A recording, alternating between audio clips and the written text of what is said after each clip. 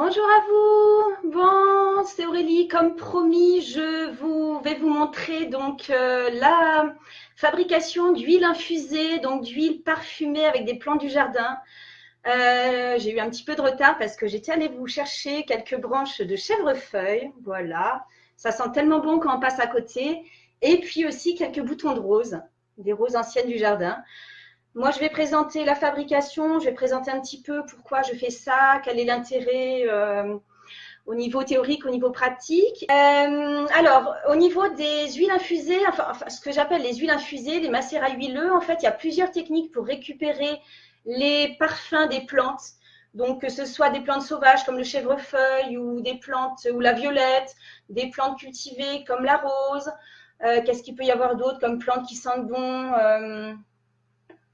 il y en a tout l'été en fait. À chaque fois, j'ai une plante qui sent bon. Ah si, il y a le jasmin aussi, le jasmin blanc qui sent tellement bon. Et voilà, donc toutes ces plantes-là.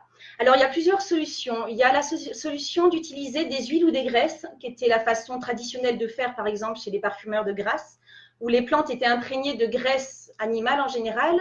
Et ensuite, on récupérait les substances, je ne connais pas exactement la technique, mais on récupérait les substances odorantes dans la graisse. Et ensuite, il y a la technique. Alors, moi, je vais utiliser la technique effectivement avec de l'huile. Et ensuite, il y a la technique avec de l'alcool qui s'appelle le macérat alcoolisé ou alcoolature ou teinture mère. Donc, on va utiliser plutôt en général, parce qu'il y a quand même une forte odeur d'alcool, qu'on va utiliser plutôt en général pour tout ce qui est soins médicinaux. Donc, pour récupérer le parfum de ces plantes, c'est très simple. Alors, je vais commencer par le chèvrefeuille, par exemple. Donc, il vous faut un pot en verre. Alors, le verre, c'est important parce que déjà, ça va être non réactif, ça ne va pas réagir aux différences de température ou quoi que ce soit. C'est stable, ça se réutilise. Et ensuite, parce qu'il faut que ce soit transparent, un contenant transparent, dans le sens, en fait, où on va pouvoir le mettre au soleil pour activer la fabrication d'huile infusée. Donc, je prends mon chèvrefeuille. Je vais récupérer donc les fleurs qui sont bien ouvertes. Je ne sais pas si vous voyez bien. Voilà, c'est un chèvrefeuille qui pousse de façon sauvage. Donc, moi, je suis sur une partie causse.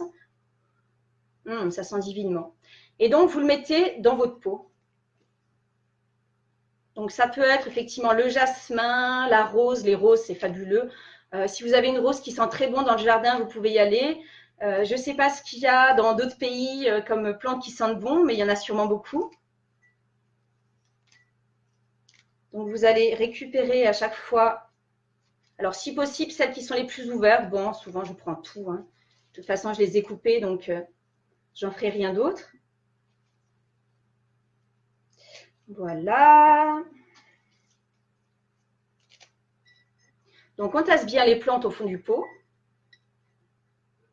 Donc, le chèvrefeuille, au niveau propriété cosmétique ou médicinale, il n'y a pas vraiment d'intérêt.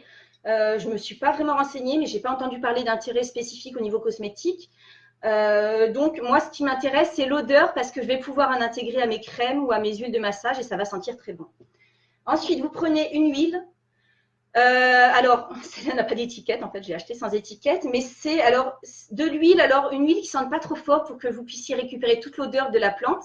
Donc, soit ça peut être une huile désodorisée, type, alors plutôt en bio, dans ce cas-là, la désodorisation est un peu plus naturelle. Soit un mélange, soit vous avez l'huile de sésame qui n'est pas trop forte, donc tournesol désodorisé. Sésame, elle est pas mal. Je vous conseillerais d'éviter olive, par exemple, elle est trop forte. Colza aussi. Là, c'est un mélange d'huile de colza désodorisée, huile de tournesol désodorisée, huile d'olive désodorisée, et voilà. Donc, j'achète ça au supermarché Super U et c'est au rayon bio. Donc, vous allez tout simplement prendre votre pot et recouvrir les plantes d'huile. Donc, recouvrez généreusement, sinon la partie qui n'est pas dans l'huile a tendance à s'abîmer, à rancir. Voilà, je vais en garder pour la rose aussi. Tout simplement, donc là, j'en ai fait un tout petit peu pour montrer, mais en général, je fais des pots entiers. Et là, vous allez le fermer, si je trouve le couvert, voilà. Vous allez le maintenir fermé. Et vous allez le poser donc sur l'appui de votre fenêtre dans la cuisine, par exemple, être au soleil. Ça peut être une solution. Ou si l'intérieur de la maison est chaud, vous pouvez le laisser à l'intérieur aussi. Voilà, donc ça va récupérer, on le laisse entre 3 jours et une semaine.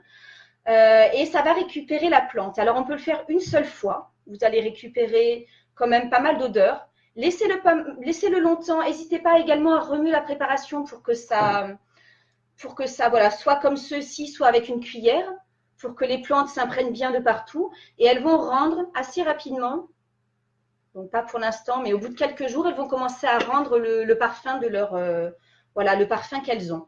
Après, ce que je fais, c'est que je le filtre, je le retourne, je le passe dans un tamis. Je récupère l'huile, donc elle est déjà un peu parfumée. Et ensuite, ce que je peux faire, c'est reprendre des plantes fraîches, les remettre dans un pot et verser mon huile qui a déjà le parfum dedans. Ça, en général, quand je le fais pour moi, je le fais 3 fois de suite. Ça me permet d'avoir une huile très chargée, soit en vertu odorante, soit en vertu cosmétique, ce qui va être le cas de la rose. Moi, j'utilise vraiment les fleurs fraîches. Je trouve que les fleurs sèches, alors ça dépend lesquelles. Parfois, l'odeur change. Je déteste l'odeur des pétales de rose sèche. Je trouve que ça sent le pot pourri de mamie. Je ne supporte pas l'odeur. Donc, moi, je fais toujours avec des plantes fraîches. Alors, si ces personnes le font avec des plantes sèches, peut-être c'est parce qu'elles n'ont pas eu le temps de le faire avec des plantes fraîches à la saison. Et donc, elles le font à ce moment-là. Alors, je vous conseille pour avoir le maximum d'odeur, le maximum de parfum dans vos plantes, de faire ça. Alors, si vous suivez le calendrier biodynamique, le calendrier de jardinage ou le calendrier, comment il s'appelle, le calendrier de la lune, peut-être c'est à peu près le même, de ramasser vos plantes, de faire vos macérats en jour fleurs ou en jour fruits. Parce que c'est là aujourd'hui, on est en moitié fleurs, moitié fruits, donc c'est parfait. Et en fait, les plantes ont vraiment beaucoup plus d'odeur et beaucoup plus de vertus cosmétiques. Donc voilà pour le macérat, donc l'huile qui va commencer à infuser, à prendre l'odeur du chèvrefeuille. Pour les roses, puisque c'est ça en général quand vous aurez dans votre jardin. Donc, ça va être la même chose. Je vais prendre mon bouton de rose. Donc, je l'ai coupé. Je vais récupérer les pétales. Donc, prenez vraiment des roses très odorantes. Pas besoin de les prendre rouges. N'importe quelle couleur va. Surtout les variétés anciennes, en général, ont tendance à être vraiment avoir une odeur fabuleuse. Ça sent l'eau de rose, en fait. Voilà, donc là, ça se remplit bien plus vite. Regardez comme elles sont belles. Et encore, la couleur n'est pas aussi jolie sur l'écran de l'ordinateur. Donc, vous tassez bien. Voilà. Et après, il suffit de rajouter de l'huile, toujours pareil. Donc, toujours partir de fleurs très fraîches. C'est pour ça que... Ah, il y a une petite bête qui était dans les fleurs. Oui, va-t'en, parce que sinon, tu vas te faire couvrir d'huile. Voilà. J'ai récupéré de quoi tasser. Là, il faudra que j'en rajoute un petit peu, mais je vais en prendre ailleurs. J'en ai déjà qui préparent sur l'appui de la fenêtre, donc je vais pouvoir les filtrer et les rajouter là-dedans. Donc, vous laissez ça environ donc de 3 jours à 1 semaine. Vous sentez, vous voyez ce que ça donne. Et ensuite, il suffit juste de fermer et de laisser soit dans une pièce assez chaude, soit sur l'appui de la fenêtre à l'est, on va dire que c'est pas trop chaud non plus. Et ensuite, filtre. Donc, vous prenez un tamis métallique ou un tamis plastique. Vous allez retourner votre pot au-dessus d'un bol, récupérer l'huile et réutiliser l'huile si vous souhaitez la refaire encore une fois. Voilà, refaire avec des pétales fraîches. Alors, le chèvrefeuille, je vais l'utiliser, comme je le disais tout à l'heure, plutôt pour la vertu, le parfum, parce que ça sent tellement bon. La rose, je vais l'utiliser, par exemple, dans mes huiles de jour,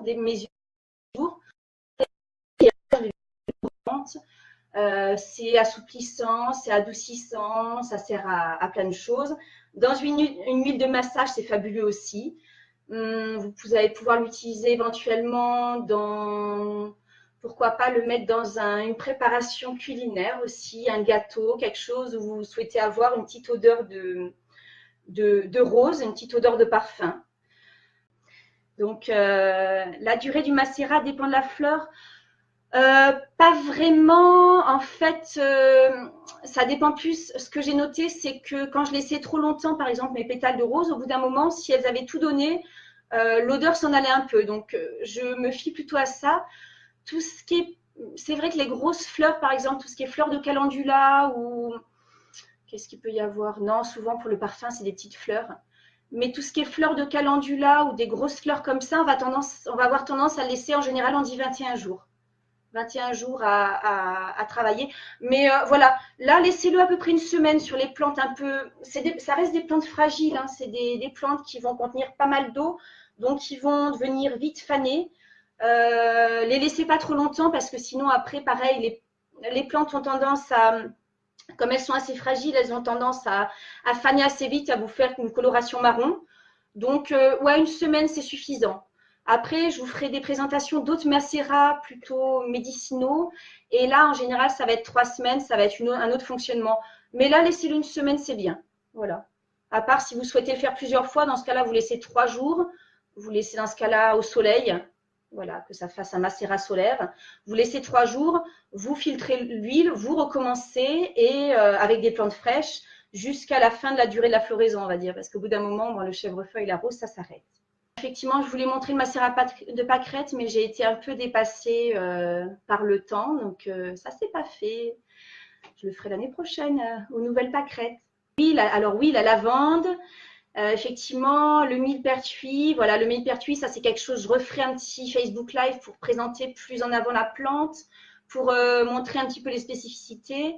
Alors, les iris, oui, en fait, j'ai envie de te dire, avec toutes les plantes qui sentent bon. Tu testes. Moi, j'ai pas trop d'iris vers chez moi, donc j'ai pas essayé. Mais effectivement, oui, les iris, tu peux tester. Je sais pas ce que vous avez d'autre. J'avais envie de tester aussi avec le sureau parce que ça sent bon. Je sais pas, au niveau cosmétique, je me suis pas penchée sur la question s'il y avait des vertus, mais ça sent bon aussi. Donc voilà, dès que vous avez dans votre jardin quelque chose qui fleurit, que vous attire le nez, que vous avez envie de récupérer, c'est vraiment une façon, le macérat huileux, pour récupérer les substances odorantes des plantes que vous aimez bien.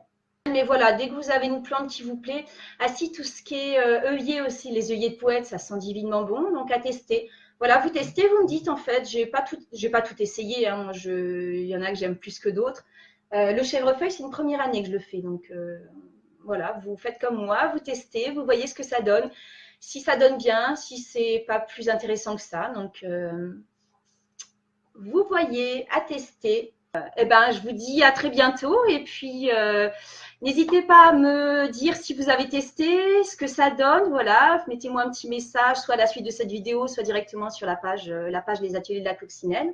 Voilà, dites-moi si ça vous a aidé et si ça vous a motivé à vous lancer. Et là, le prochain que j'ai programmé, c'était pour apprendre à faire de la limonade maison, aromatisée à ce qu'on veut. Là, j'ai encore qu'un petit peu de sureau dans le jardin. Donc, moi, j'en ai fait au gingembre, j'en ai fait à la menthe et là, je vais en faire au sureau. Donc, vous présentez comment on fait. Ok, bon, ben, je vous fais un gros bisou et puis, eh ben, mettez plus de naturel dans votre vie du coup, hein.